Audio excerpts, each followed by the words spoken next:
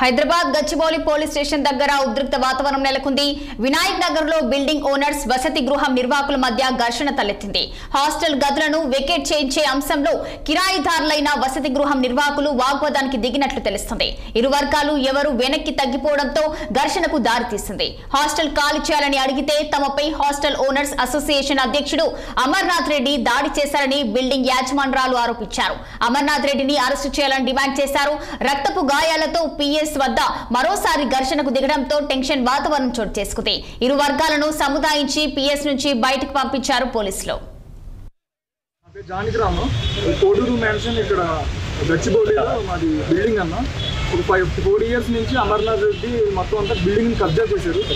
ఈరోజు మన కోర్టు ఆర్డర్తో అఫీషియల్గా బెయిలిఫ్తో మనం వచ్చి మార్నింగ్ 11 o'clock నుంచి మొత్తం అందరినీ ఖాళీ చేసినాం అన్న. 2 ఫ్లాట్లు ఖాళీ అయిపోయింది, వీడియో రికార్డింగ్ ఉంది, అన్ని లాక్ చేశారు. ఇంకా థర్డ్ని మనం ఖాళీ చేస్తుంటే అమర్నాథ్ రెడ్డి మొత్తం 30 మందిని వేసుకుని వచ్చి కర్రలో రాడ్లు పెద్ద తల పగలు కొట్టారు.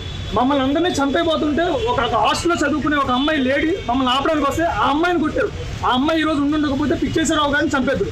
ఈయన ఆ రోజు లైఫ్ అండ్ డెత్ సిచ్యువేషన్లో ఉన్నారు పిచ్చేశ్వరరావు గారు.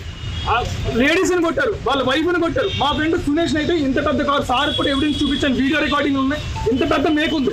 నేను కనుక కర్ర పట్టుకుని ఉండకపోతే జస్ట్ మిస్ ఈరోజు స్పాట్ డెడ్ చచ్చిపోయి ఉండేవాడు. 20 మంది 30 మంది వచ్చారు. అమర్నాథ్ రెడ్డి వచ్చాడు, కొట్టాడు మమ్మల్ని అందరినీ. ఆడిని తీసుకొచ్చి పోలీసు జీప్ ఎక్కించారు. కానీ స్టేషన్లోకి వస్తే అమర్నాథ్ రెడ్డి లేడు. ఏమయ్యాడు అంటే దెబ్బలు. ఆ హాస్టల్లో మొత్తం ఓనర్స్ అంతా 70,000 80,000 అందరికీ చూపిస్తాం. 5 సంవత్సరాలు 4 సంవత్సరాల నుంచి ఏడిపిస్తున్నారు అమర్నాథ్ రెడ్డి. 4 సంవత్సరాలు కోర్టు మెట్టులు తిరుగుతున్నారు. మాకు మేము కరోనా ముందు హాస్టల్ ఇచ్చామండి. కరోనా తర్వాత మా ఫ్రెండ్లు కడతలా తనే ఫస్ట్ కోర్టుకి వెళ్ళాడు. కోర్టుకి వెళ్తే మేము కోర్టుకి వెళ్ళి ఇప్పుడు ఆర్డర్లు తెచ్చుకుని స్టేలు తెచ్చుకుని అన్ని చేసుకుని ఏ ఆర్డర్లు వస్తే అయ్యే మేము ఖాళీ చేస్తున్నాం. అయినా కూడా దౌర్జన్యానికి వచ్చేసి మా చిత్త కొట్టింది. బిల్డింగ్ పేరు కోడూరు మ్యాన్షన్. నేను ప్రసాద్ సనక అడ్వకేట్ అండి, హైదరాబాద్. మా కొలీగ్ శ్రీకాంత్ అడ్వకేట్. ఈరోజు మేము 2021 నుంచి హాస్టల్ ఓనర్స్ తరఫున, ఫ్లాట్ ఓనర్స్ తరఫున నెక్స్ట్ జన్ హాస్టల్ మీద ఎవిక్షన్ సూట్ వేసాము, గెలిచాము. అప్పీల్ వేసాము, వాళ్ళు అప్పీల్ వేసారు, డిస్మిస్ అయింది. తర్వాత eviction orders court due process through bailiff ద్వారా ఇవాళ ఎగ్జిక్యూట్ చేయడానికి వెళ్తే మా కౌన్సిల్ మీద, మా పార్టీల మీద, బెయిలిఫ్ మీద కోర్టు డ్యూటీస్ అబ్స్ట్రక్ట్ చేసి అలాగే వీళ్ళని దాడి చేసి చంపడానికి ప్రయత్నం చేశారు. మళ్ళీ బిల్డింగ్లో కనుక వస్తే మేము చంపుతాం డైరెక్ట్గా చెప్తున్నారండి.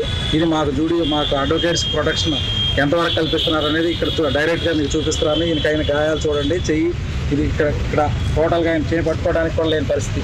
ఈవెన్ అడ్వకేట్ డ్యూటీలు కూడా అబ్స్ట్రక్ట్ చేస్తున్నారు. ఇది మేము తీవ్రంగా ఖండిస్తున్నాం. రేపు నుంచి మాకు పోలీసు వాళ్ళు ఏ రకంగా యాక్షన్ తీసుకోవాలో వాళ్ళ మీద. హైదరాబాద్ గచ్చిబౌలి పరిధిలో మరో రేప్ పార్టీని పోలీసులు